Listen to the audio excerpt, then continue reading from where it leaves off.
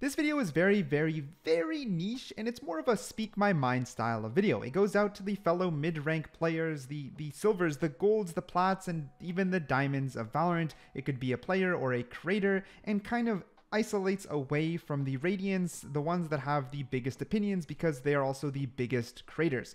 Valorant has problems, and it's okay to complain, and this might be the reason why it's making you not so happy. Let me be clear, I can't speak for everyone, but I do want to put out my personal opinion for the state of ranked and why it can feel very sad. It can feel sad. It can feel like you could be having an okay day and then you will actually feel worse after ranked. If you can relate to this, then you can probably agree with some of the points I'm about to make. Now, this is based off of a couple things. One, my own opinion. Two, the opinions of my friends or people close to me. And then three, the public opinion when I am watching or kind of taking a look at other streamers. Now, I actually do, this can sound weird, watch streamers for research. For example, I tuned into Hiko's stream for a while before making this video. I literally watched him get off of Valorant, make a short stream because he was fed up and he wasn't having fun, and then the next day, stream several hours of CSGO 2. And then I did this over and over with Radiance and slowly went down to golds, plats, diamonds, ascendants, and got the landscape of streamers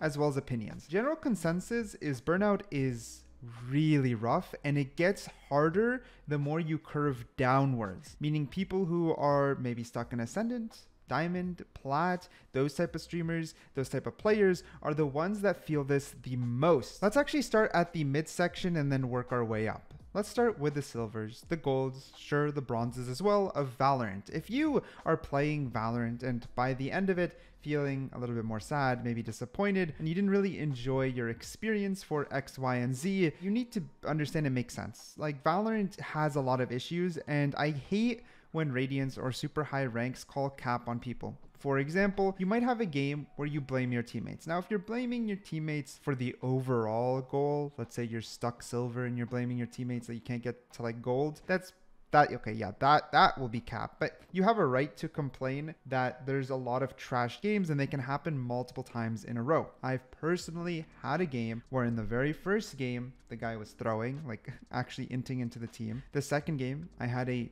disconnect, and on the third game it felt like a huge team diff, which is the one you're watching, where I think I dropped 30 some and my duo dropped 21, 50 total, and the rest of the team were very far behind, feeling like we couldn't carry hard enough. And when you get 3 of those in a row, they did happen. It's not like they're capped, it's not like they're not real, and it can make Valorant feel very, very draining. When you compound this, as in you get multiple unlucky days in a row, the burnout hits really hard and the positivity no longer offsets it. When you feel you gain back that RR, you don't feel as rewarded because you are already quite drained from the poor experience. And again, no matter what Radiance or super high ranks say, it is rough in the lower elo. A lot of them are already very, very good at the game and they climb to diamond really quick and then they grinded their way to Radiant, right? A lot of these top tiers started the game pretty good. There are a few who started iron, bronze, genuinely didn't know how to play an FPS and then worked their way up. However, unless you are one of those, you can't speak much. In my opinion, it means that you got to skip the growing pains that Valorant has. Because truth is, if you start the game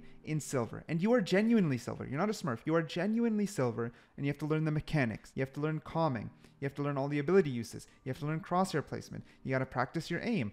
This is a lot, and it is kind of fun because you will see the reflection of your work immediately. If you get better at aiming, you will start ranking up quite quickly. Let's say you want to get better at calming, it's not really on you. In silver, less people statistically calm. Same thing with gold. And until you're at the higher ranks where the communication is more fluent, people know how to do callouts, you will suffer. And unless you're a smurf, you're not going to be able to just raw aim carry yourself all the way up. That's just the truth. So no matter what anyone tells you, it's going to take a lot of practice and a lot of grinding. But the type of grinding that Valorant is only self-fulfilling. Meaning, if you actually want to be having fun on Valorant, you have to evaluate yourself and only yourself. Meaning, let's say you started the act silver 1 and by the end you are silver 3. It doesn't feel great because you didn't hit gold, but look, if you can record, because this is on Valorant, there's no replay system yet. If you can record or watch back your gameplay and see your improvements and kind of judge yourself, that's the only way to genuinely start enjoying the game. When you start studying, when you start playing hard, when you start playing for yourself and your own improvement, and you start seeing those improvements, you can have fun. When you go into Valorant not caring too much about your exact RR or if you win and lose, and you only care about what did I do wrong, how can I get better, that is when Valorant was the most addicting to me. I didn't care if I lost or won. What could I have done better? Because I can't control my team. But that's a lot. That's a huge ask to actually start enjoying a game. And that is one of the biggest reasons I believe Valorant can be draining and can be tilting and can make you sad, genuinely. Because if you're not having a great day, or if you're having a good day and you have a bunch of bad games, it can affect you. And I don't think it's good to invalidate that. If you're already having a bad day, it's really not a smart decision. And especially when people use video games as escapism or a means of any sort of escape, like I do. I was using Valorant as an escape for a little while, and that's really unhealthy. Because if you're trying to escape and you go into like a toxic lobby, what are you escaping? You're trying to escape your real life into something toxic. That's just worse. It's compound. It can be bad. So 1, you need to reward yourself. Then 2, you need to have self-discipline. You have to be able to play 1 or 2 games, and if they're not going well, take a step back. That's genuinely what you have to do. You have to, like, what I like to do personally, some people will disagree with this, play 2 games max and only go into the third if I won 2 in a row.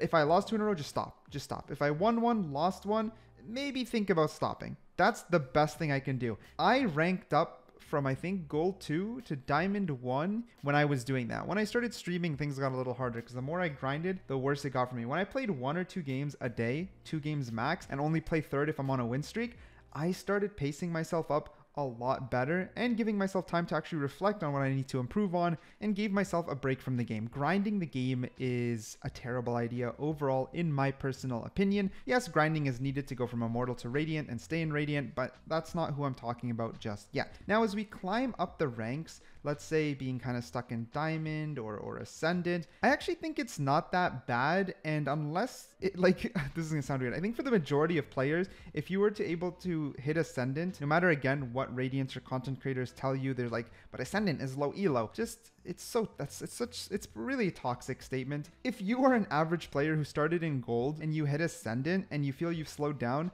it's also okay to realize that's normal. And at this point, maybe you should just be getting on to try and stay in Diamond Ascendant for fun and have fun playing the game. If you're not having fun at this point, definitely think that you feel like you beat Valorant as a game and just put it down, because you don't need to get Immortal, you don't need to get Radiant. These are the top, now you're actually talking statistically top 3%, etc. A lot of people will never hit it, and you don't need to. What are you gonna get out of it? Like, that's where the grind starts overtaking the enjoyment, and I think very few people are gonna start finding enjoyment at that high elo. I think it's okay to like cap at Ascendant, think I'm a decent Valorant player, I get on to enjoy the game and actually have fun with it. That's amazing. That's like really cool. You have a good understanding of the game, you have great mechanics, you're not perfect, but you don't need to be, because you're still enjoying the damn game. You don't need to be a perfectionist at this point. That's my take on that. Now, when it comes to Radiance, they also have a lot of problems. A lot of people are already saying Valorant is lame in the top end and they're burning out, and that makes sense, because once you hit the ceiling, there's nowhere else to go. You don't climb higher than the ceiling. You've hit the ceiling unless you want to go pro. The quality of the games, even in Radiant, aren't the best. I've seen a little bit more lack of comms, a little bit more kind of anger and toxicity between each other, and it makes sense because we're humans and we have this mob mentality naturally, meaning if everyone's starting to burn out of the game, meaning let's say you kind of stop being in the present moment, you're not very focused on the game, you kind of get tired, because Valorants are long games. They can go up to 45 minutes. You could be first half 20 minutes high energy, and then you're just kind of over it by the other 20. You're human. You're a human. And when you just start to burn out, you stop calming, your mood kind of changes. It affects the teammates and players around you, and then they kind of start burning out. And we have this chain effect that applies across the board. This is stuff I see in Radiant, but let's be honest, it happens with you too. Do not tell me you didn't enter a Valorant game feeling heated up and super ready, and then slowly no one's calming, you kind of start going AI bot mode, just holding W, and you kind of stop caring. And it makes perfect sense. You're human. We're human. You can't be in the present moment and mentally aware the entire time. It's hard enough on the top end, people who are playing competitively. Imagine us who are just supposed to be having fun. It makes a lot of sense. So I don't know, maybe this validates some people's feelings because I've had them and I think it's okay. And maybe some of you guys are listening and cannot relate at all, which also is okay and makes sense. Valorant, in my opinion, TLDR, is a game that you have to validate yourself. You have to track your own improvements. You have to reward yourself, because the rewards within the game, being RR or other things, is absolute dog water. And it's a game you need to stay in the present moment to enjoy. It's not a game to use to escape like maybe single player games that we're all used to. Could be open world games or Stardew Valley or Minecraft, or all these chill games where you can escape. Don't use Valorant as that. It's not the greatest. It's not going to be greatest for your team. It's not going to be greatest for you personally. And that's my take. Of course, unless it's Swift play, that doesn't apply. I'm talking only about ranked here. But let me know what you think down below.